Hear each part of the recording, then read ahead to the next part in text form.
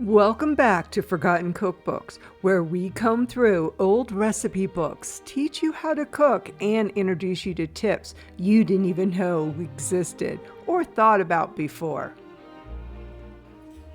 Growing up in the San Fernando Valley of Southern California, there was one name that meant more than just a meal. It was a family tradition. Once a week, without fail, we would pile into the car and head to Hamburger Hamlet to get a gourmet hamburger and a bowl of their flavorful Lobster Bisque soup. Today we are going to show you how to make that famous Lobster Bisque soup from this Los Angeles vintage icon, Hamburger Hamlet. So let's get cooking.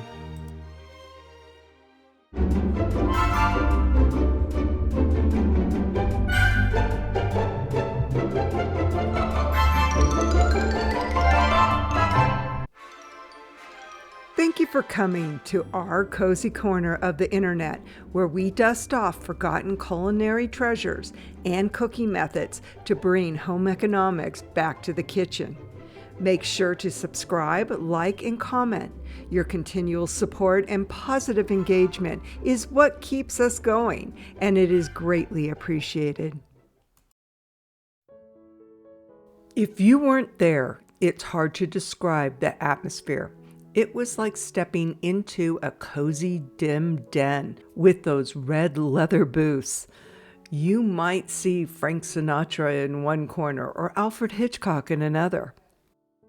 It was founded back in 1950 by actor Harry Lewis and his wife Marilyn on the Sunset Strip of Hollywood, and they only had $3,500 to their name. But what they created changed American food forever. They are widely credited for the first people to ever serve a gourmet hamburger. Long before anyone was putting guacamole, bacon, or jalapenos on a bun, the Hamlet was doing it with style. And I'll be honest, I still miss those burgers all the time. But as much as I love those burgers, there was one dish that stood in a league of its own. Their incredible, velvety lobster bisque. It was rich, it was decadent, and it was the highlight of every visit. Since the last location in Sherman Oaks closed its doors in 2018, I've been on a mission to bring that taste back to life. The big question we are answering today: does this recipe really resemble the real Hamburger Hamlet Lobster Bisque? Can a copycat recipe really hold up the word amazing? Well, let's find out. I've put together my notes and the best vintage-inspired instructions I could find. Here is how you make a Hollywood legend at home.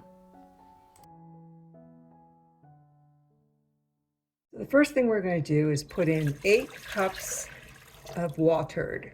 And when I cook soup, I always use filtered water. Next, you're going to add salt. Now, I tend to put a lot less salt than a recipe calls for when I'm cooking with seafood, because seafood already is very salty. It comes from the sea. So the recipe calls for 2 teaspoons of salt. But I'm just going to use a teaspoon and a half in my 8 cups of water. Now, the recipe also calls for whole Maine lobster, but I have lobster tail, which you can replace with 1.5 pounds of lobster tail. Nowadays, unless you're at the ocean, it's hard to find a whole lobster. And I was able to get these on sale. So I'm going to go ahead and use these. I have 4. And they're approximately 1.5 pounds. Now, your cooking time is going to be a lot less by using tails over a whole lobster. I'm going to go ahead and stir this up just to make sure the salt is all mixed up. I'm going to bring this to a boil. So I probably should have brought this to a boil before I put the lobster in, but I was too busy talking.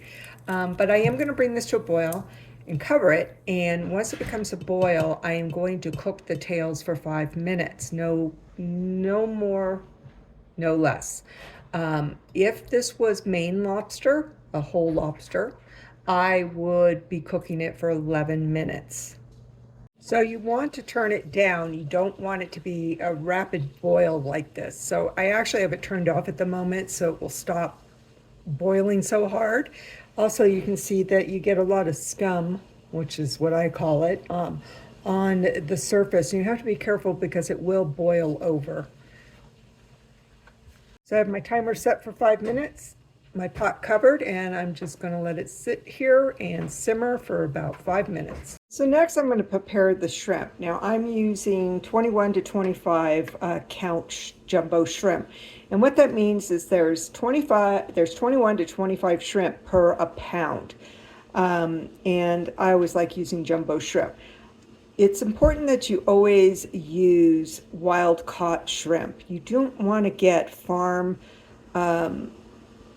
raised shrimp because the conditions are not really clean. You also don't want to get any kind of shrimp that comes from Vietnam or Thailand. You want to get Gulf shrimp. You know that its conditions that it lived in its whole life were not filthy conditions that you find in the tanks that are in farm raised shrimp.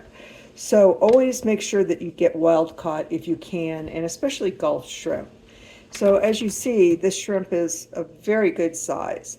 And what we're going to do is we're going to peel this raw shrimp, and then we're going to save the shells because you use the shells to get some of your flavor in your broth.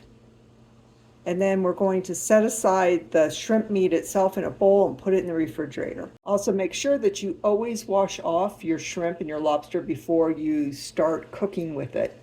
All right, so my lobster's ready, and what I'm going to do is I'm going to remove this with tongs, and I am going to add it to a pan that's got ridges on it, so if there's any kind of drainage of the water, that it will catch it in the pan.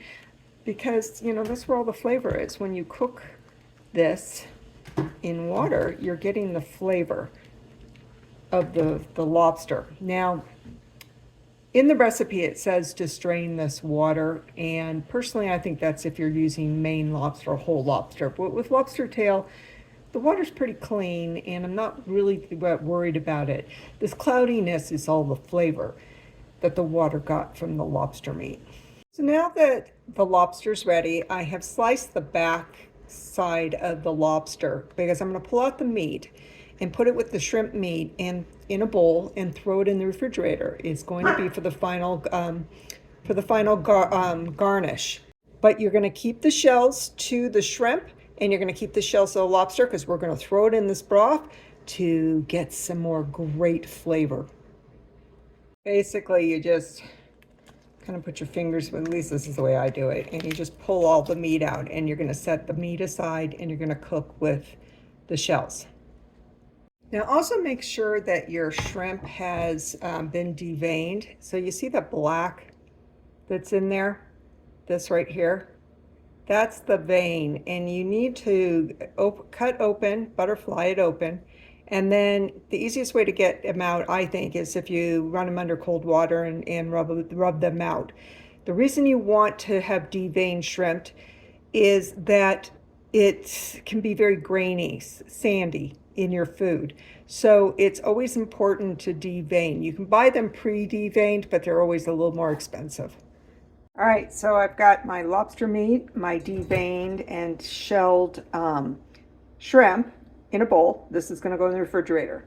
This is all the shells from the shrimp and the lobster, and those are going to go into the broth. I have some water on the bottom of this from me cleaning and deveining, and I'm going to strain that water through this over the pot just to get the flavored water out of there. Okay, so I've got all this water from this. I'm just going to strain it into the pot. I've also got the water where I was resting the lobster tails to cool. in that pan. Put that in there. All right. We're going to put all the shells from the shrimp and the lobster into the water so we can get the flavor. Just in the same way you do chicken soup or a beef broth. You put the bones in. This is basically the bones of the lobster and the shrimp. We're going to put in 8 peppercorns. So it calls for a spring of thyme, fresh thyme, but I don't have any fresh thyme. So I'm going to put in about 3/4 of a teaspoon of dried thyme. But it turns out that it just doesn't seem like that's enough thyme. It's better to be able to add than to take away. So I'd rather have less, like 3/4 of a teaspoon of the thyme, and then add another 1/4 if I feel like I need it. So we're going to mix this all up. We are going to bring this to a boil again, and we are going to cover it for 30 minutes and simmer for 30 minutes. Now it's important that you cover it because you don't want to lose any of this broth. If you keep the cover off, it's just going to evaporate away. So I've already pre-done my onions and celery and carrots. I just bought shredded carrots. So we've got 1 stalk of the celery chopped up and a whole onion. And the onion I'm using a sweet onion, a Walla Walla onion to be specific. I'm using sweet because there's nothing better with lobster or shrimp but a sweet flavor, which the carrots and the sweet onion will help with.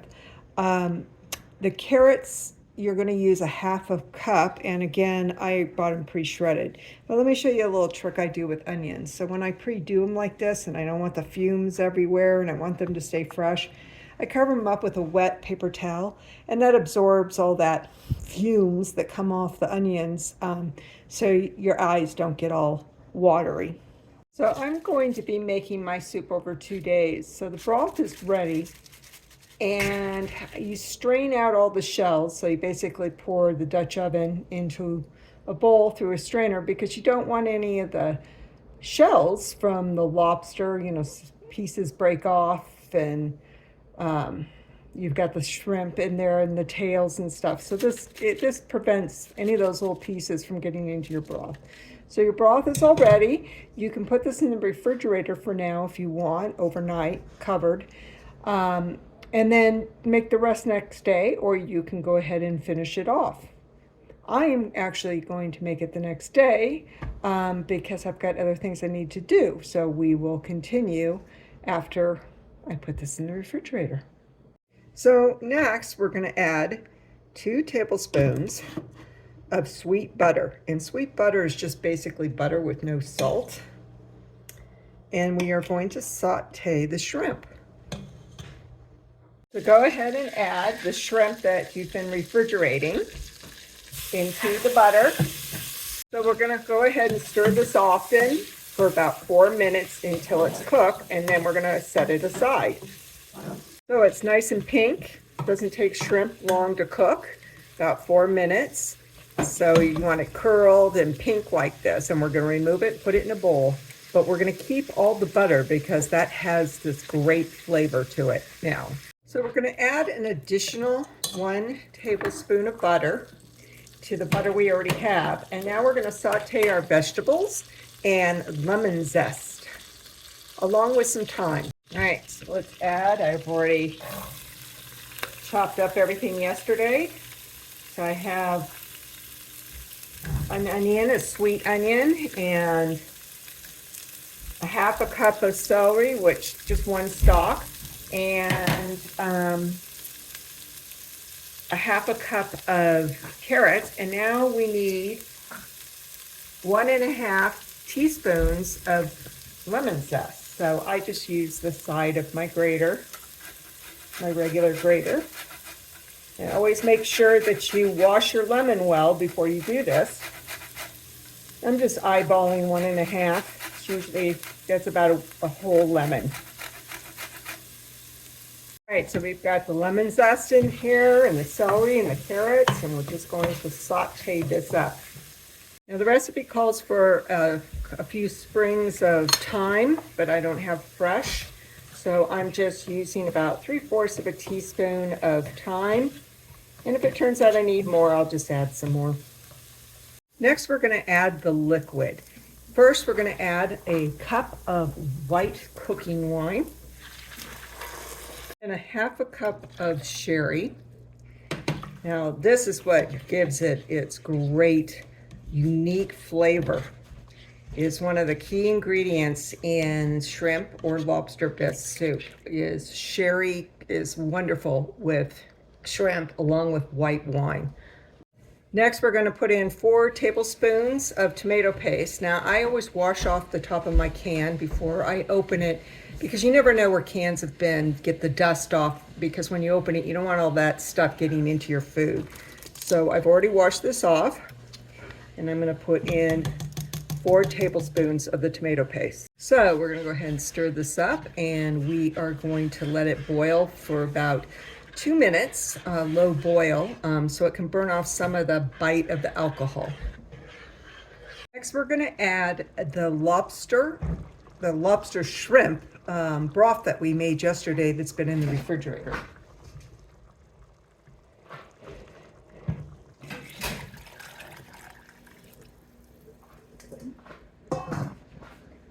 And we're going to add 1 cup of chicken broth, 1 cup of heavy whipping cream. It's definitely starting to look like bisque, huh? So now I'm going to bring this to a boil, and then I'm going to add 6 tablespoons of rice, white rice. And what that acts as is a thickening agent. All right, so 6 tablespoons of rice. Now that the water's starting to boil,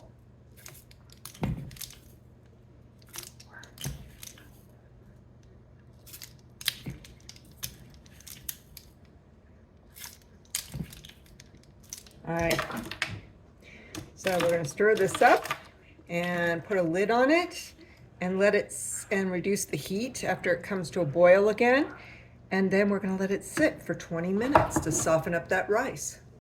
So I've taken about half of the lobster and shrimp meat and I've chopped it up because I'm going to use this as a garnish.